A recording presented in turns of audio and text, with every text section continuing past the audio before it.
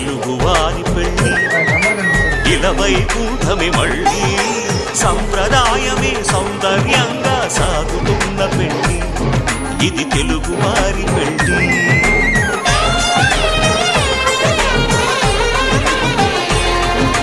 తెలుగువారి పెళ్ళి ఇలవైకుంఠమే మళ్ళీ సంప్రదాయమే సౌందర్యంగా సాగుతున్న పెళ్ళి ఇది తెలుగువారి పెళ్ళి ఒకరికి ఒకరని అనుకుంటే అదే నిశ్చితార్థం ఆ నిర్ణయానికి తలవంచడమే పెళ్ళి అంతరార్థం శతమానం భవతి అంటుంది శ్రావణ మాసం